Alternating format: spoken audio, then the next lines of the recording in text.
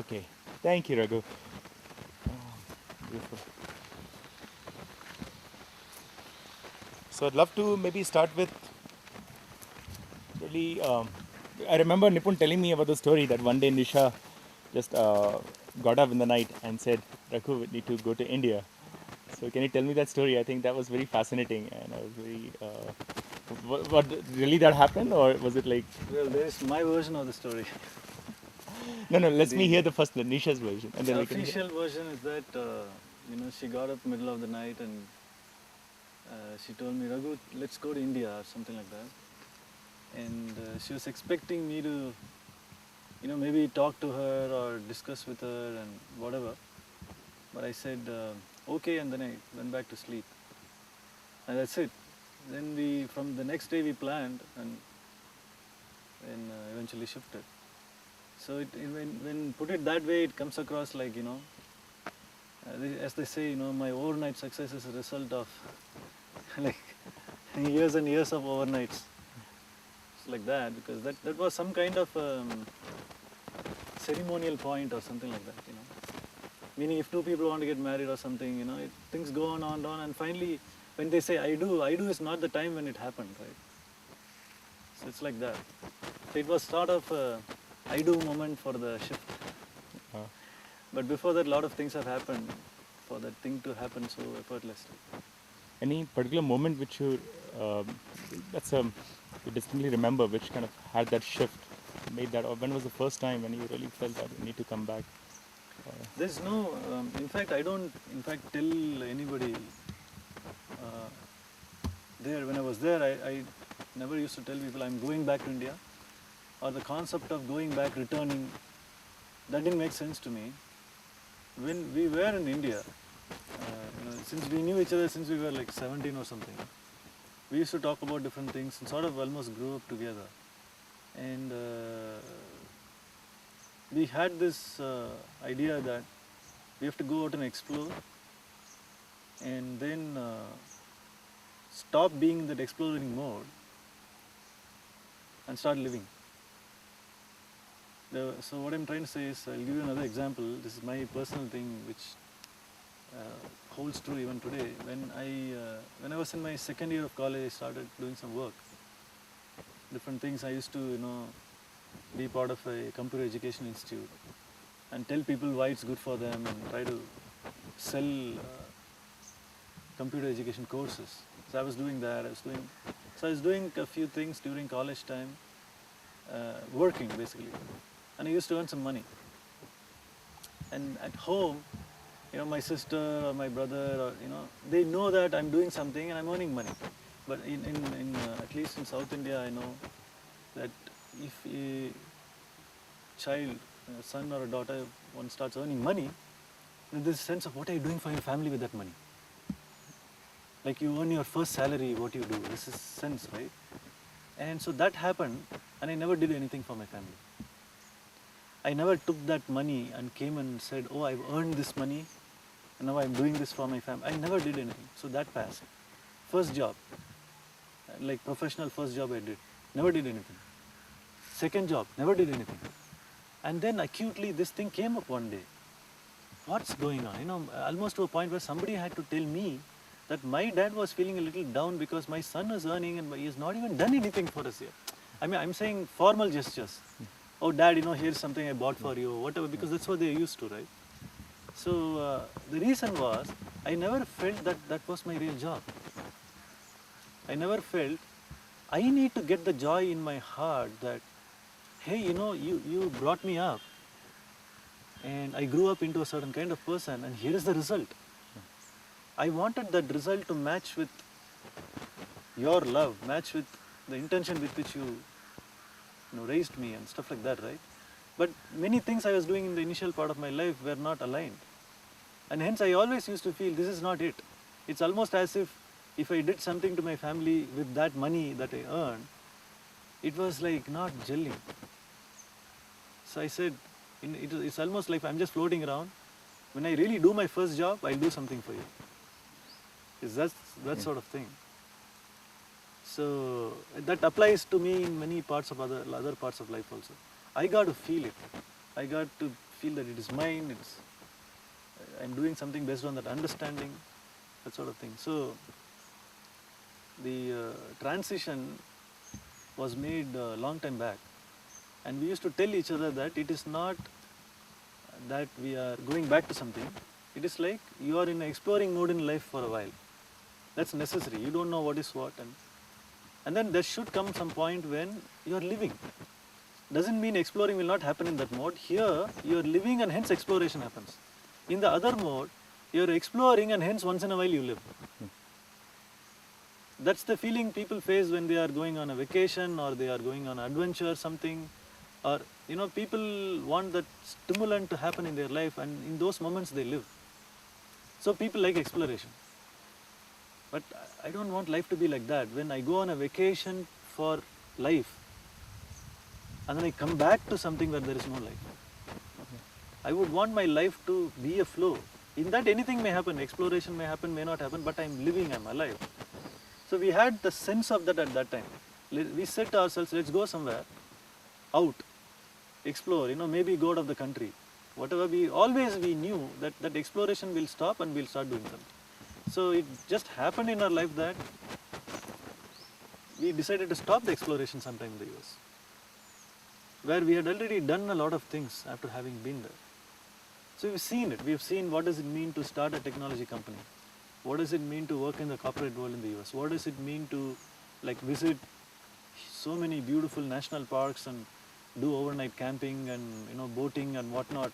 So there's an adventure side of thing, exploration, there's a corporate side, and there's a skill learning, and all these things mixed together. So all that was fascinating, all that was interesting.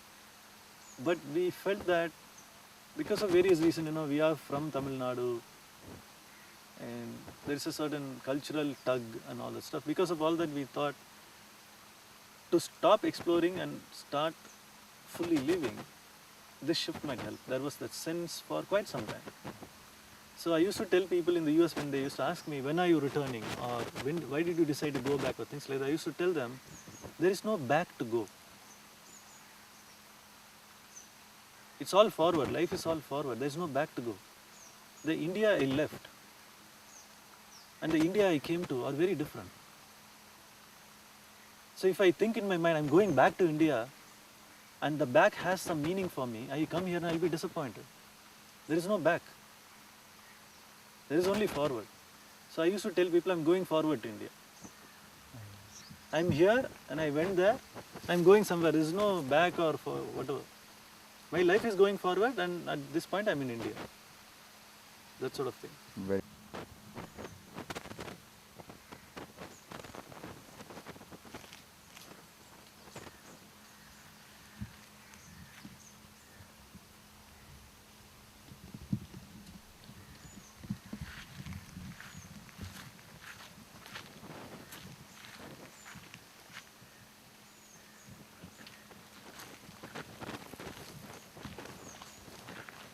Perfect. So, you want to show me your farm before? This is it.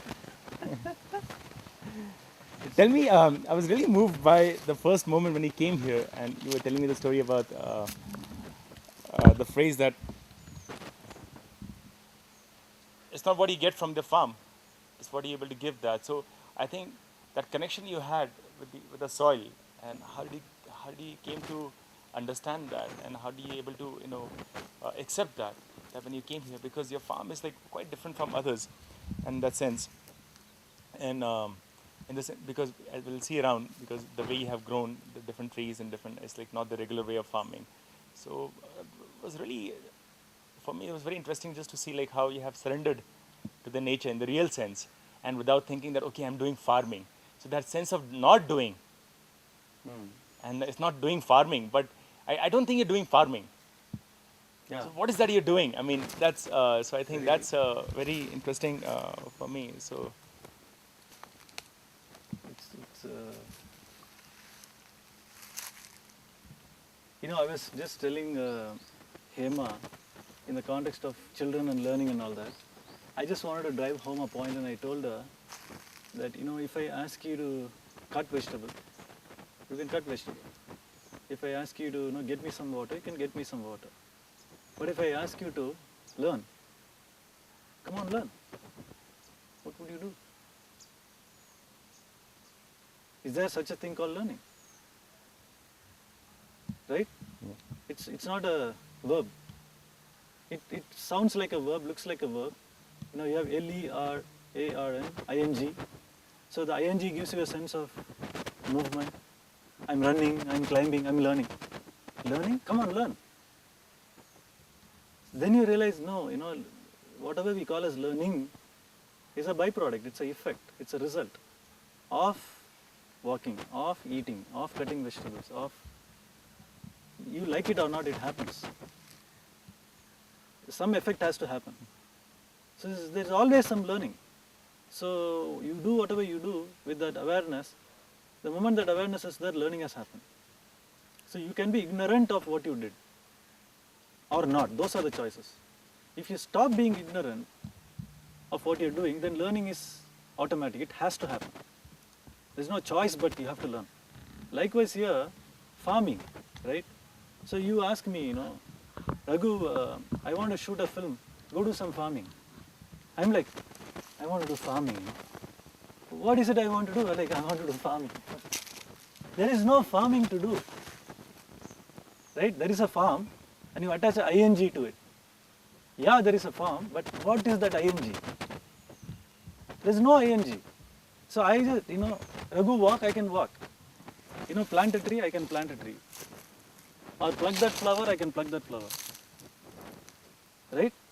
Meaning, life is only here and now. So, what are you doing? I can only say right now I'm standing or talking. That's all I'm doing. What are you doing in your life? Yeah, life is not, this is life. I'm standing. That's all there is.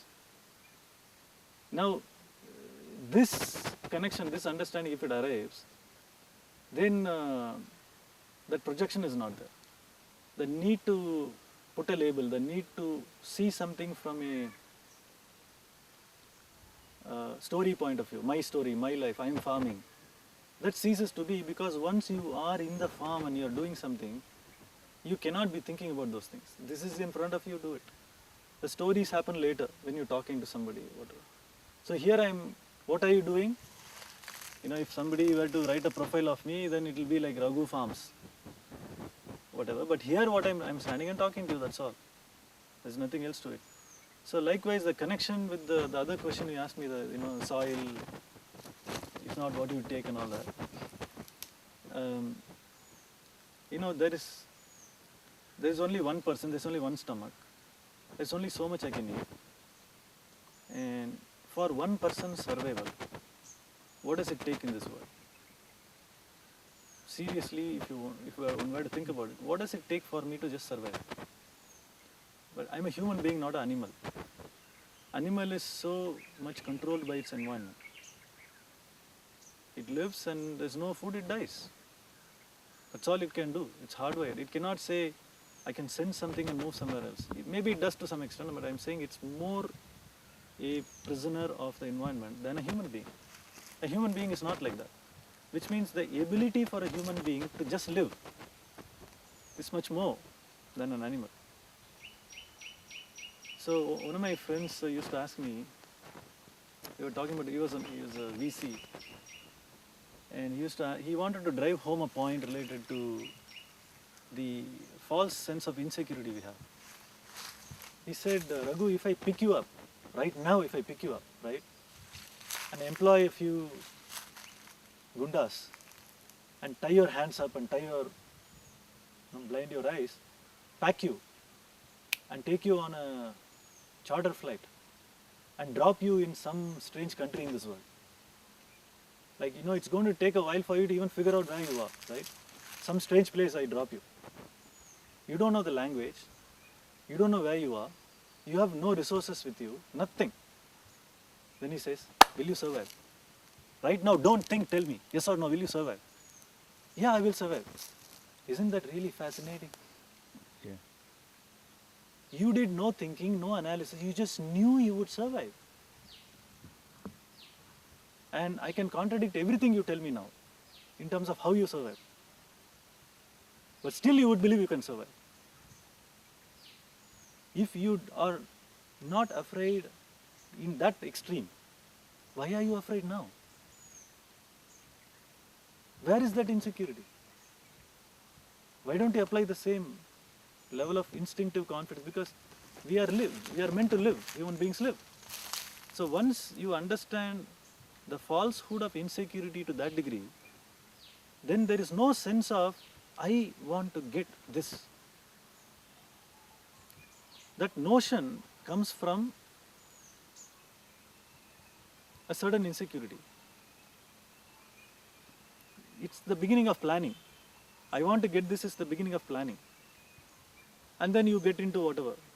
But here we are saying, we came, somehow we happened to come into possession of this land. First time I came to this land, it was a empty area. Nobody had farmed here for like 7 years or something. Whoever who had bought this land just kept it fallow. So we came and there was basically nothing. And we came in. Can we just sit maybe? Yeah. And we came in, and there was this old house, and in the cracks of the walls, on the one side of the house, there was a small tomato plant. And there were 2 small tomatoes in it. So I came here, and I just happened to see it. And of course it was very hot and all that. So I went there, plucked the tomato, and I ate it. Then after a while I was just thinking, I didn't do anything. I come here and I get to eat some tomato. And nobody planted that also. And I did not come here with the intention of wanting something or wanting to take something or anything. And if one were to give some voice to the land and the plant and all that, it also didn't grow with an idea of giving something to somebody. Some circumstances happened, some seed might have fell, there's because of some bird put it or something, and it grew. Why did it grow? It's its nature to grow. So it grew. I come here. Why did I eat? It's my nature to eat. I ate. So you understand something about this so-called natural farming right there. It's like it's the nature of the soil to grow. It is the nature of the soil to completely give everything it can give. It doesn't hesitate, it doesn't cheat, it doesn't hide something, it doesn't hoard something for itself. And I used to tell people that, if this were a fruit tree, right? Now this thing doesn't decide or calculate, I will grow 3 fruits here. No, I will not grow a fruit here for some reason. It doesn't think like that. It branches out, it puts out the leaf, it grows. Maybe this fruit here would be smaller than this fruit here. It doesn't care. It says, I'll grow. I'll give. That's what it says. Now, you go into a situation where you are welcomed to that degree. Nature has opened its arms like that. It says, no, I'm not going to calculate. There's no transaction. I'll grow. I'll give. I'll grow. I'll give. It's almost saying that to you. Without planting, I'll give it to you. Without asking questions, I'll give it to you. What happens to you when you understand that? For me, what happened? The sense of ownership vanished. Yes, I had signed the deed, bought the land, paid the money. Now the legal paper says this land is in my name. So I'm now supposed to have a sense of ownership, my land. But I come here and start moving along with the process of settling down here. And we did all these things, we came and we laid down the irrigation and trenches and trees and whatnot. And then from the beginning, since there was this awareness of this land is doing this, it's so open to me. It's not like a regular situation with human beings where there's always a sense of transaction and all that, calculation. And then this sense kind of grew and culminated into something one day. People used to be fascinated by one of the trees here. It's the same tree, this thing called Malavembu, which is mountain neem. It grows very fast. There's one there which is really big and thick, right? So one day I was standing in front of it. This thing has grown in 3 years to that dimension. I'm standing in front of it, and I was telling myself, am I supposed to tell myself and others, this is my tree? What? What my tree? The tree grew in that place. This is soil. You didn't do anything to make this soil possible. Soil was there. Likewise, sunlight, air, wind, rain, whatever. It figured out everything. You didn't do anything. It grew. All I did was, even that I didn't do, meaning I put the sapling, let's say I planted the sapling. You could say that, but break it down. Where does the sapling come from? Somewhere else. Somebody else did something. You ask that person will also say, if the person is this mode of thinking, oh, I didn't do much. Somebody else gave me the seeds. You ask that person, why did you give the seeds? He said, the seed fell from the tree and I gave it. It's like that. You are just one happenstance element in between came. Somebody got the seed from somewhere because the tree gave it, and somebody planted it in a plastic bag because somebody gave him the seed. That sapling, somebody made a phone call on my behalf because he wanted to plant trees. Some driver drove the tempo, came here.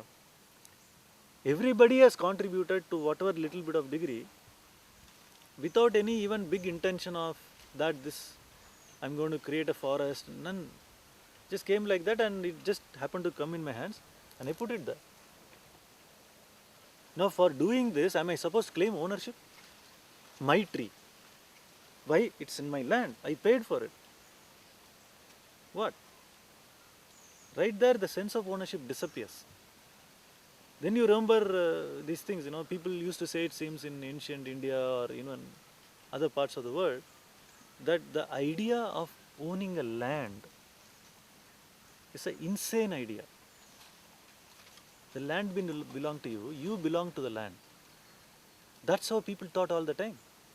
I am the son of the soil. That's why they used to say these phrases. I belong to this land. This is my mother. This is my motherland. Now you are saying, this mother I own. I paid this much for this mother. Isn't it jarring? Like you bought your mother? So there is no ownership. When I walk into this farm, I'm like a visitor. I don't know what has happened. Something new has happened today. Something new has happened today. It grows. It does what it does. And my job is to come and observe. My job is to come and see what new things have happened today and what it is doing. So it goes like, so right there, that sense of giving and taking and all that goes away. I'm not giving. I'm living my life and things happen, and somebody gives me a sapling, somebody gives me seeds, or I go somewhere and see something. My job, minimal job, is to, in my head and heart, make these connections. That, somebody had the seeds, maybe I can just put it in my farm and see what happens. It's a very minor thing. Even while I am looking at a seed in somebody's place, while I am taking it from that person, and while I am coming here and planting it, in all this, I am not telling in my head, I am doing natural farming and I am planting these seeds and it will grow to become this and that. I am not thinking any of that. To me, right there I saw somebody who had some seeds and I have a connection with that seed. I came into wanting to live with nature and all that, and I have a connection with that seed. And that person is willing to offer it to me. So I'm like, okay, I'll take it. Right then, there is no other bigger intention than, I like seeds, I take it. Now, at that point, do I know I'm actually going to plant it? I don't. Sometimes it happens that we came from Bangalore and some people gave us some seeds. By the time we reached the farm, we had already given away some seeds. That also happens. So, at the time of receiving, there is only that thing that I have a connection with this, I'm taking it. That taking does not feel like taking. Taking has a certain meaning. Here it is not taking. Here it is some offering and I am in possession of that. It may go away sometime later, or it may stick with me. I may actually plant it. It may actually grow into a big tree and provide 500 fruits that a lot of people enjoy. That could also happen, or whatever else could also happen.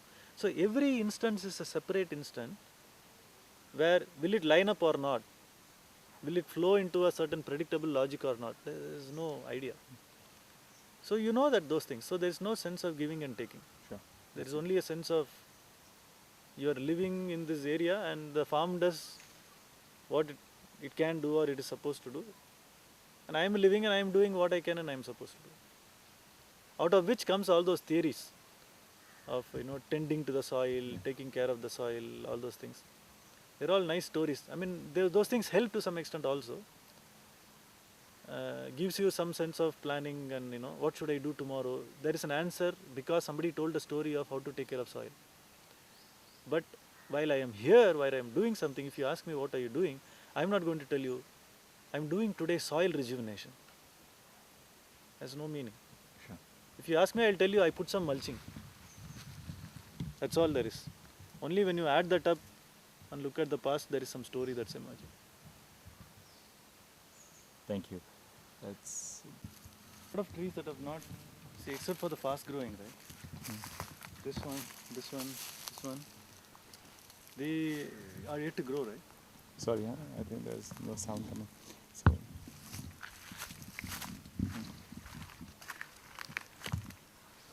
Check, check, check, check, check. Say that. I'm sorry. Can you just keep that in your mouth and say something? Check. Probably does what you expect it to do. Yeah. Because universe is You. you. See, you're getting It's it. always you, it's not I. Okay. Alright, so Thank you. So maybe if you could just show me around a little bit about the experiment, I would say, or not even an experiment. I think the choices you made and why you did that. So just briefly. Because- briefly. So We can just walk. I mean, whatever. so this whole spread of land, there was nothing here, there was just mud. Nobody did anything for 6-7 years. And so we come and I look at this piece of land and Nisha and I want to do something, right? Farming. So we had read all these books and Fukuoka and Bill Mollison and permaculture and whatnot. So there's a lot of information up the head. And we would sit home and we were living a kilometer away from here. And we would just draw these diagrams of what a farm is supposed to be designed. And come here and have the paper in the hand and look at the place. And nothing would happen. It's complete at loss. It's like, what should I do now? Where should I start? The design on paper made sense, but once on the ground, there was something that was not flowing. It was like we couldn't do it. So after a few trials, we said maybe we should just wait until we find somebody to guide us. And we wanted that person to be not somebody who's technically superior in terms of farm design or whatnot. We wanted to find somebody who had that sharing of values and who's living that life to some degree oneself. Because we knew even at that point information is available everywhere. Any piece of information you want, it's available. But you need that kind of a person to be able to fit in the right pieces and say this is right for here. You need that person to do that. So eventually we found a person like that called Venkatasalam. And I used to show him these books, design, whatnot, and he just told me that these are nice thick books, so use it as pillows, but just show it to me, don't show it to me. And he said, yeah, even I've gone through that, but you don't do design by being somewhere else. He said, you do design by standing in the farm. That's how you can do design. So he comes here and starts talking. He talks about the weather, what's the pattern here, what's the monsoon, these things specific to this location. He looks around and says, people have planted this in this farm and that in that farm. So you gain that here and now information. And out of that, then you start talking. Then he said, okay, here is the design I suggest. And he said, let's plant trees in rows and let's have about 25 feet distance between two rows of trees. So let's just get that done first. So let's plant trees in rows every 25 feet throughout the farm. And in order to plant that, let's dig trenches. Instead of like digging a hole for each sapling, let's just do a long trench. So the first job we did was actually to do this trenching. So we got a JCB machine and did this trenching. So each trench, this is like about 2 feet wide and about 1.5 feet deep. And we did these trenches first. Having done the trench, we got these saplings from different sources and started planting a tree almost every 6 feet. There's a tree every 6 feet. And there's some small trees in between also when there was a chance. Why this design? So I actually struggled with this design a little bit when we hadn't started doing it. So I used to ask him, what are you trying to say?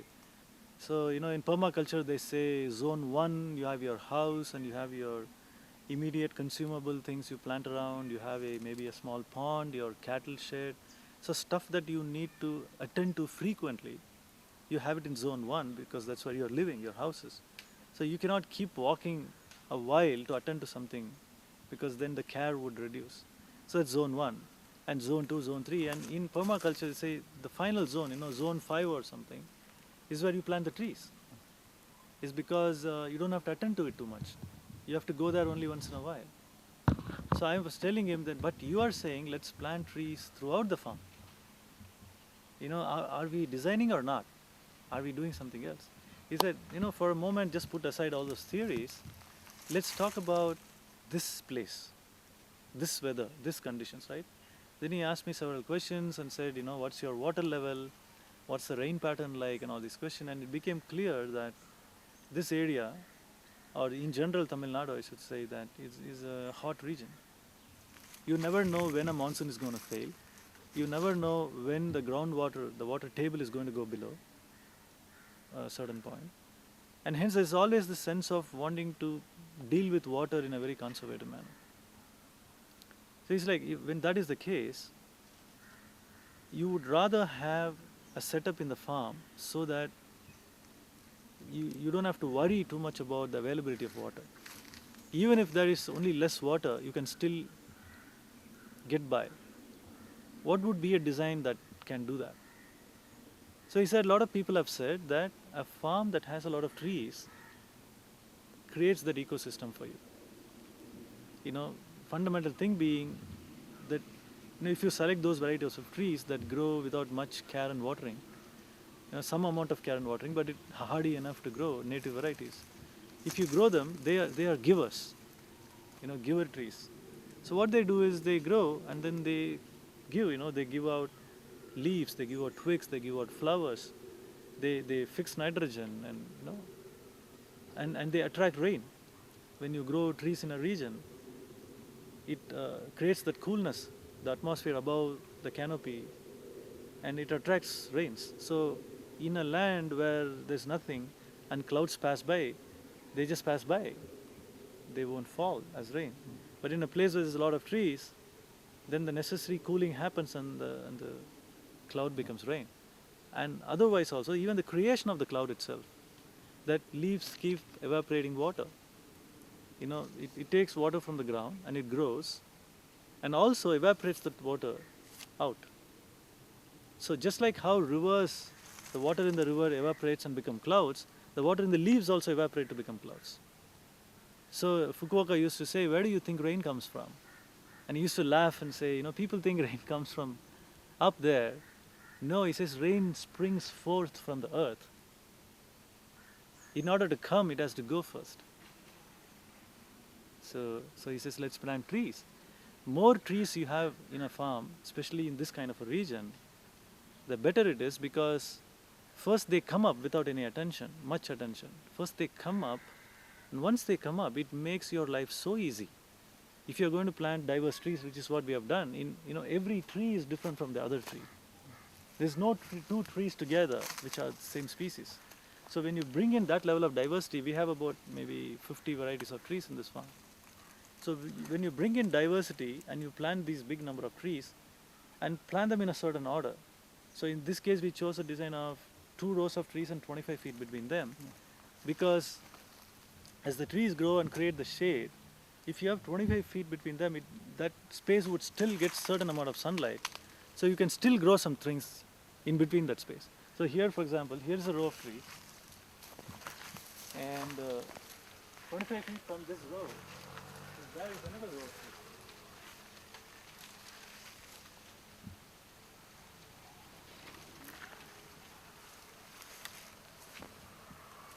And here, if you see, there's another row. So just here, you can see the lining up. Right, so between these 2 rows, we have 25 feet. And in the between space, right now we are growing banana and some moringa, right? And we have planted some tubers along the line, which is under the ground. And I'm going to plant a couple of other things also. So basically, between the 2 rows, you can plant many other crops that you want to. These guys in between will take nourishment and help from the trees. Not just that, by planting trees and setting up the irrigation system to make sure it survives and grows, by doing just that, irrigation and trees, by doing just that, you have initiated the creation of an ecosystem. You don't have to do anything after that. You bring in diversity and the trees grow, it brings in, it attracts into a lot of other things. So, you know, birds. We have so many species of birds in this farm. I know personally, I've seen so many peacocks being born here. You know, one day I see suddenly, like, you know, huge number of small peacocks running around. So it attracts birds, it attracts small animals. You know, mice and rabbit and fox and some native varieties for which I don't even have names. Like there's one big mouse kind of thing. It's very big actually. It grows on the coconut tree and eats the coconut. So that we have, and we have snakes and frogs and all these things in a place where there was nothing. When you walk in, there's absolutely nothing in this space at that point when we started. Why do they come? Where do they come from? That's nature. You know, trees come up. Because trees come up, some other, you know, this comes up, this comes up. I don't even know. I don't even know the names of many of these things, right? So every season it's new. You know, there's, you know, what is this? I don't know, right? So every season there is a new weed. We call it weed, but I wouldn't want to call it weed. It's something that grew. I didn't plant it, right? You know, this is lantana, and it just grew here. I just let it grow. I mean, like, oh, fine, that's what you want to do. So when trees come, they attract everything else. They attract birds. They attract small animals. They attract varying types of insects. So many different insects. They allow so many other species to grow that you did not plant. Now, one doesn't know why this is happening. One doesn't know in which order it is happening. What does it mean? It knows. And it does it. And hence, it ends up creating an ecosystem by itself. Yeah, you know, I did little bit. I got these samplings and planted, and I had some sense of wanting to do it in a certain order. See, the requirement for a design in the first place. So how do you maintain Rukubhai, this? Because this really seems to be like a whole, like a big forest you have grown, and you know, I can see the bushes, you can see all these plants over here. Are you trying to ask me, you know, what do you tell about this unmaintained farm? Is that what your question? How do you maintain? You know, it's not in the realm of maintenance. You know, you say, you know, you are living in a house, you have to maintain it. It becomes dirty and you are living there, and so this is a natural area, right? Things grow, whatever it does. The question of how do you maintain a farm has certain implications to it. It means you're trying to control it for some purpose. That sort of thing. Here, the question of maintenance is relevant only from the point of what do I do to maintain my existence in this farm, not maintain the farm.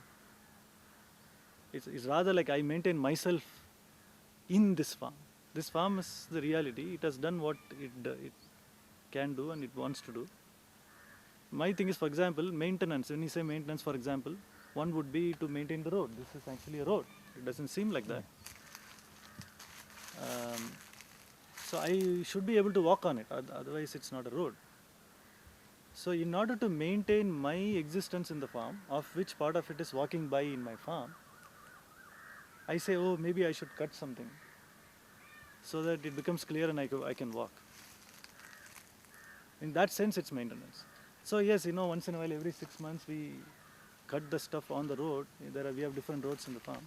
So we make sure that we are able to walk without much of a problem. So that's maintenance. But what maintenance is that?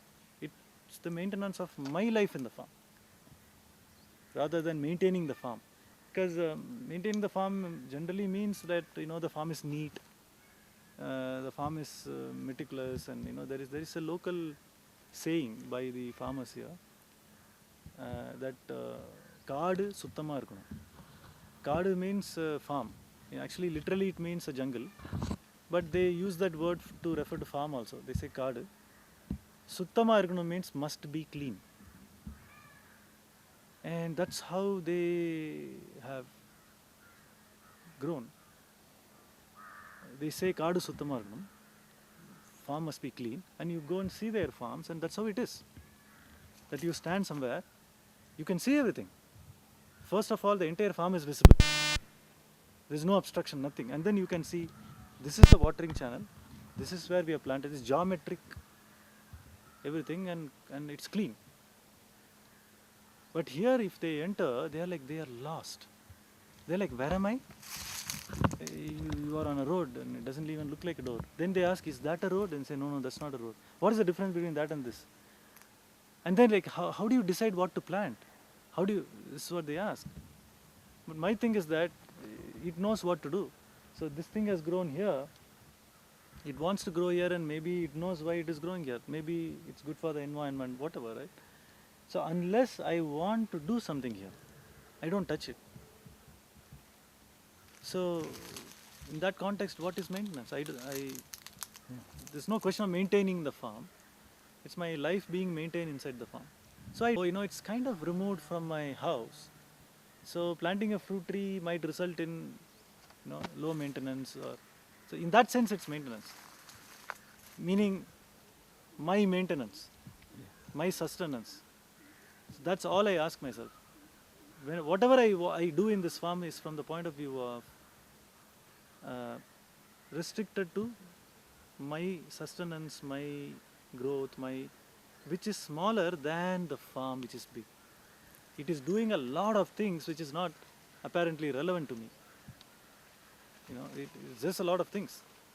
And I can go and experiment with it if I want to, but beyond all those things are beyond the fundamental needs. Yeah. So I maintain myself in the farm to address my fundamental needs, and for that I need to do some things in the farm. If you want to call that maintenance, that's maintenance. But otherwise, this is it.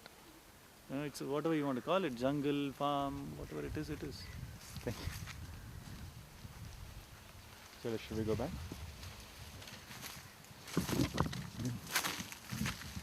We have some more money. We'll do it when we go back. Go ahead.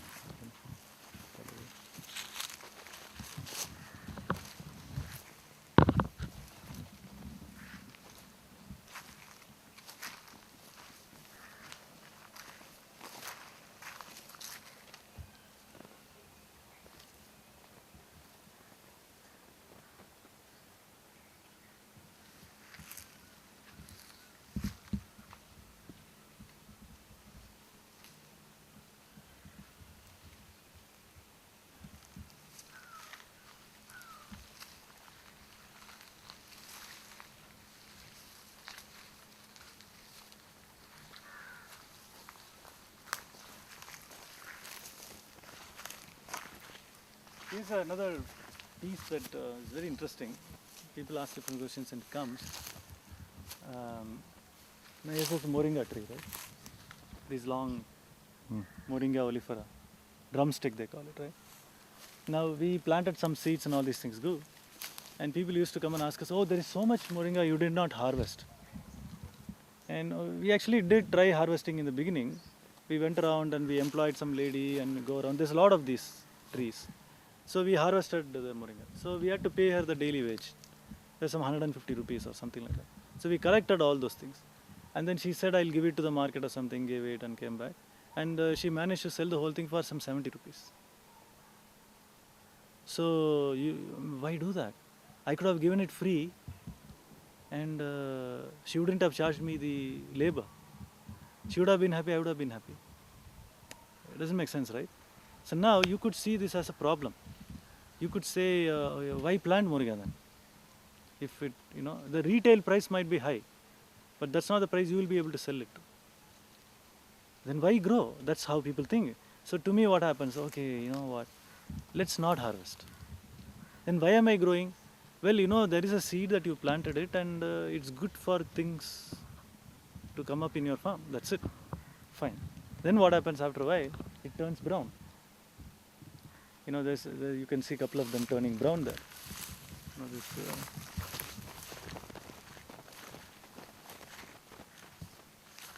thing, right? Yeah. Turns brown. If it turns brown, harvesting becomes very easy. It just breaks, right?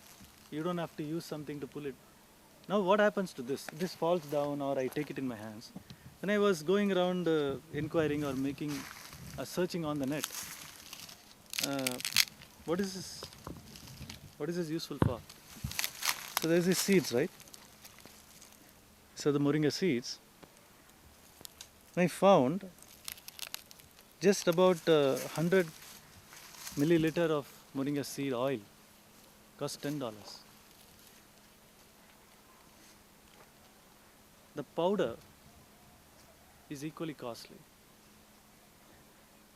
So if I don't harvest, it falls down, or I just break it and take it home, and I process it into a powder or oil, it has so much more use. It is used in cosmetics, it's used in pharmaceuticals, it's used in cooking, it's used in water purification. Moringa seeds are probably one of the best water purifiers. So you let it go. You say, I don't want to grow this to harvest it and make money. You let that go, and suddenly this possibility opens up you didn't know. Right? Now you might think this is a freak case. But this keeps happening, right? How? So we plant these banana trees, right? And what do people do normally? What people do is you plant one banana tree and you want it to grow really well, right? So you water it, you put fertilizer, you do whatever you want to do. And then they take care not anything else around it to grow. They cut everything.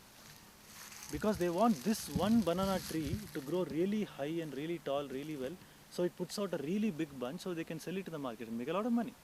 That's the logic, right? We come and plant these trees and then, we are lazy. We are do-nothing farmers. So you're like, why bother? Don't keep it clean around. Let things happen. So this is what it does. So if you plant one banana tree, another one comes up on its own, right? That's what it does. And another one comes up. So 1 becomes 5. Right? So first time, it puts out one bunch. It's a young thing, it will grow into a big banana. Right? When that dies, the other, kids around it will grow. So when you don't do anything fascinatingly, instead of getting one big bunch, you are getting 5. Not just once, it keeps doing that forever. Plant once, harvest for the rest of your life. But what do farmers do? This next farm, this guy's planted 2,000 banana trees in his farm. You can see them lining up like soldiers in an army. One every 4 feet. He has cut everything, kept everything clean, not a blade of grass on the ground. And this thing grows. What happens? About 60-70% of his trees are affected by a disease. Almost all his initial capital investment is gone. That's what happens. But here we are saying this is the third season. First season I got one bunch. Second season I got 5. Third season I will get 5 or 6. I will get this for the rest of my life. Why? Because I didn't touch it. And it falls and becomes the mulching. Example number 2. Right? And I can keep going on with many other examples. This, casuarina trees. We planted them, it matures in 3 years, full growth. Now market value. There's a guy who comes, we just call to see what happens, just to see. This guy comes and looks at the tree and he says, after doing all calculation, he says, I'll take it for 40 rupees per tree. You're like, what? Because per foot costs 12 rupees in the market, per foot. And each one grows to about 25 feet at least. And he's paying me 40 rupees per tree. Why? Because it changes 4 hands before it reaches the ultimate. Now, can I directly sell it? Maybe I can, but look at the hassle I have to go through. I'm like, why am I even thinking in those lines? This is good, I planted it, it removes salinity from the soil. It gives a lot of mulching, it's already done a lot of good to me. Right? Now what do I want? Why do I want to harvest? I just keep sitting quiet, and suddenly this friend shows up. He says, Ragu, I'm thinking of building a structure in my farm. And suddenly this idea occurs and I tell him, why don't you build it with this? And we think, can we? And we ask some people, and one this eco-architect says, this is amazing material to build with. And we discuss the design and done deal. These 5 guys show up, they have cut like 50 trees, which we hauled 2 days back. They are going to cut even more. And their entire structure is going to be made of this. And that guy is so thankful to me, because if he were to buy that material in the market, for a single tree, he will have to pay anything between 200 and 500 bucks, depending on the height and girth. And he's like, what do we do? I say, you take it. If you think you want to compensate me in monetary terms, you decide. Now they are talking among themselves, depending on their budget, they'll pay about 100 rupees per tree. 60 rupees profit on top of the market value. Why? Because I didn't do anything. Natural. Say that once again. Sorry.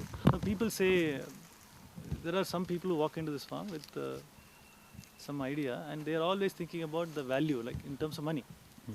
So I beat around the bush and talk about everything else but money. But they listen to story after story. Finally they ask me, how much are you making, by the way? Like last month, things like that. And so I want to give them a sense of how do I view it, value, how do I see it and all. So I tell them, see, if I want to make money, I can always make money out of this farm. So here is a experiment for you to do. Close your eyes, just close your eyes, and then go around like this, right? And then stop and open your eyes and see where your finger is pointing, right? I'll tell you how that is money in my farm. Anything. If I want money, I can convert it into money. Just try. There's not a single thing in my farm that's not money. This we talked about, right? Lantana, you cut yesterday, right? That thorny tree, this right there. One guy asked me, he wanted to like really needle me, right? Whether what I'm saying is true or not. So he was looking at this one. This is a very, people are afraid of this. It's called lantana, right? It's thorny everywhere. You touch the stem, it's thorny. You touch the leaf, it is rough. And it grows like crazy. It grows like this, and people say it will take over your farm. In no time, you'll be left with, they say these things, right? And this guy wanted to needle me, and he says, turns on that. Now tell me how that is money, right? And I tell him it's very simple. Do you know they make furniture out of this? I just discovered it some time back. They make entire furniture, they make chairs, swings out of this. So if I want to, I can. This one, it's called Irkan, right? So this friend had come from, I think it was Caroline, from France, right? I think she was the one who discovered it, and I didn't know. This leaves out a pod. So this flower, right, eventually becomes a pod. It looks green in color and all that. So she's walking by and she tells me, hey, do you have any use for, or have you thought about the cotton? I'm like, what? What cotton? She says, this one. Says, no, no, no. I thought she was mistaken, right? This is not cotton. This is called erican and whatever. She says, no, this is cotton. And she plucks that, right? And he removes the thing. Inside there is cotton. Really, I didn't know. I've grown up with this my entire life. This is used for Ganesha. Right? You and I know this. There is cotton. And I remove it and you see lined up amazing silky cotton. And she says that's actually the seed. End of every strand, there is a small seed. That's how it propagates itself. When it matures, it bursts and all the cotton flies. And it grows in other places, right? Then I go search on the internet and I want to know the botanical name, the English name for this plant and etc. And there are people actually using it as cotton. They're experimenting with it. They're seeing how this can be used for. Is this not money? What is not money? Tell me. Forget all of that. This is called Parthenium, man. This is something everybody is afraid of, even to go near, because some people are very allergic to this. The moment you mention Parthenium, some of my farm workers, they touched it and all, and touched their faces, the faces swell. People are very allergic to this, some of them, right? So wherever they see this, they kill it. They are like, so. And I recently discovered some 7 uses for this. Mulching, to start with mulching, to fixing something is deficient in the soil, to whatever. This is not money.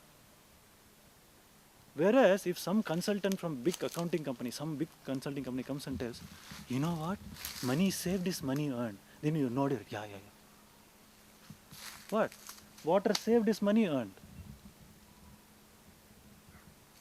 This thing dies and becomes mulching, loosens the soil. Loosening soil is money and I don't need to plow. I never plow in this farm.